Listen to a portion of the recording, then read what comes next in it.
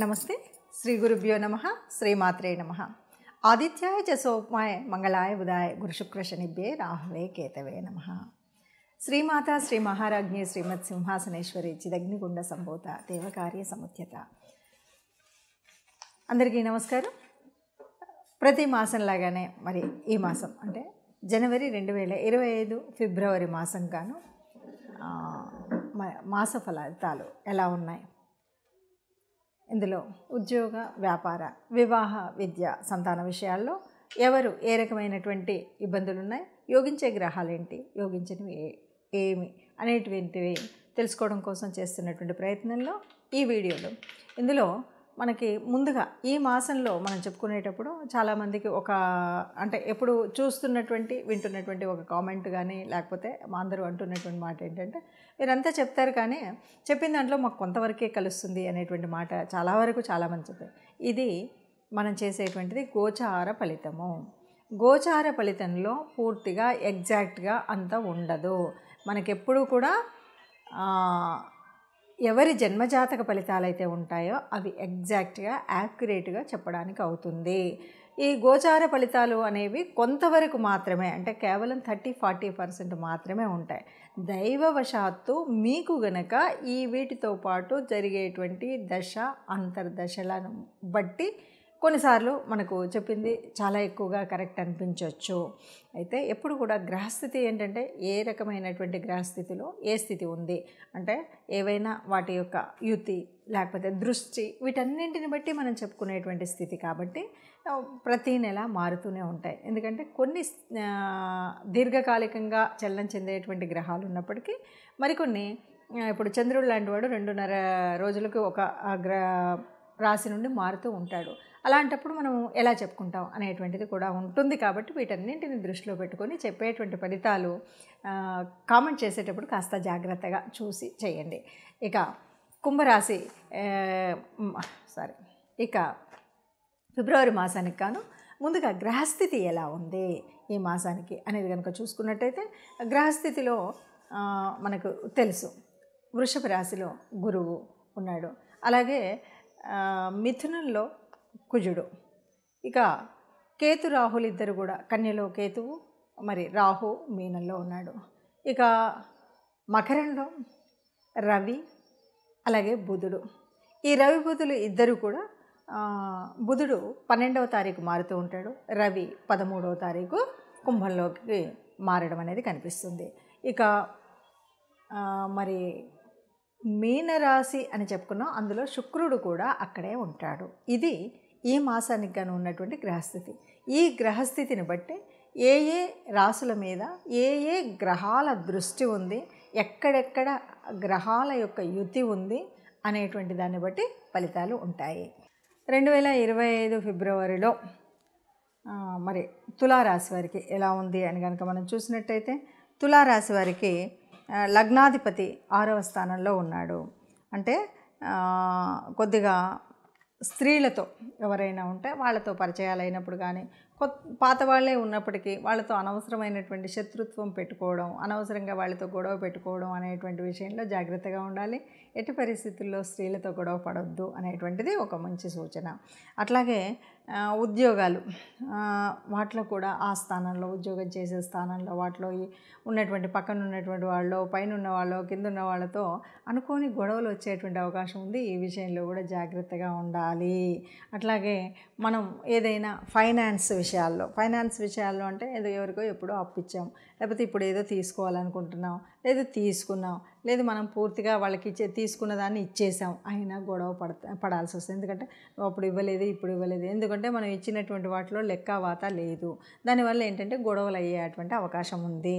కాబట్టి ఈ విషయంలో ఫైనాన్స్ మ్యాటర్స్లో చాలా జాగ్రత్తగా ఎవరికైనా ఇచ్చినా తీసుకున్నా, ఇంతకుముందు ఇచ్చిన వాటిని ఇప్పుడు తీసుకునేటప్పుడైనా ఇంకెవరికైనా ఏదైనా ఈ ఫైనాన్స్ మ్యాటర్స్లో మీరు దూరకండి. అప్పుడు మనకి అనుకున్నది అనుకున్నట్టుగా చాలా బాగుంటుంది.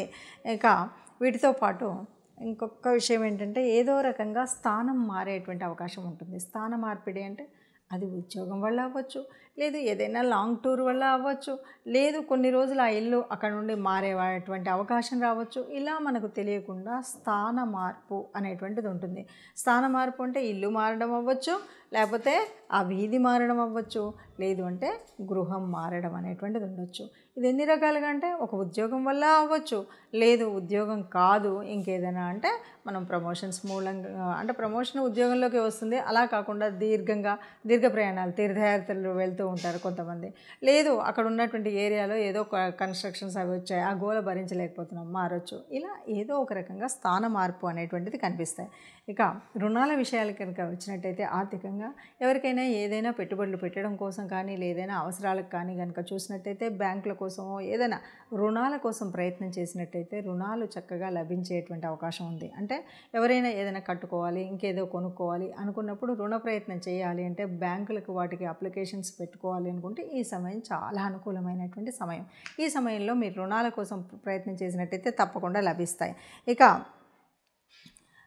12లో కేతు ఉన్నాడు. మరి 12లో కేతు ఉన్నాడు అంటే మీరు ఏదైనా ఇన్వెస్ట్ చేయాలి, కొత్త దాంట్లో ఇన్వెస్ట్ చేద్దాం అనుకుంటున్నారు. రకరకాలుగా అవి షేర్స్ అవ్వచ్చు, భూములు అవ్వచ్చు, ఇంకేమన్నా అవ్వచ్చు, ఏదో ఒక రకం బంగారం అవ్వచ్చు. ఈ ఇన్వెస్ట్మెంట్ చేసేటప్పుడు మాత్రం చాలా జాగ్రత్తగా చేయాలి చేసేటప్పుడు.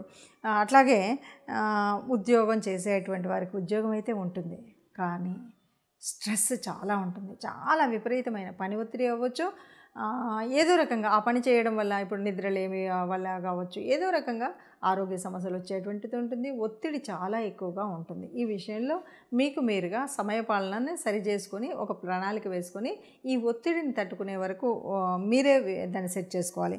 ఇక వివాహ విషయానికి వస్తే ఈ సమయంలో వివాహాలు కుదరకపోవడమే మంచిదని చెప్పచ్చు.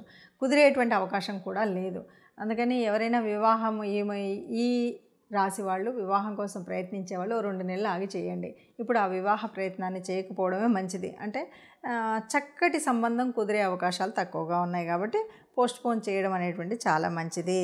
అట్లాగే ఇప్పుడు కొత్తగా మనకు వచ్చేటువంటి ఒక ప్లస్ ఏంటి అంటే చాలామంది కొత్త స్నేహితులు పరిచయం అయ్యడం, కొత్త వాళ్ళు పరిచయం అవ్వడం, స్నేహితులుగా మారడము ఇలాంటివి జరిగేటువంటి అవకాశం ఉంది. అంటే సంఘంలో మనం సమాజంలో కలిసేటువంటి అవకాశం, ఏదో ఒక రకంగా కొత్త వ్యక్తుల పరిచయాలు అయితే జరుగుతాయి.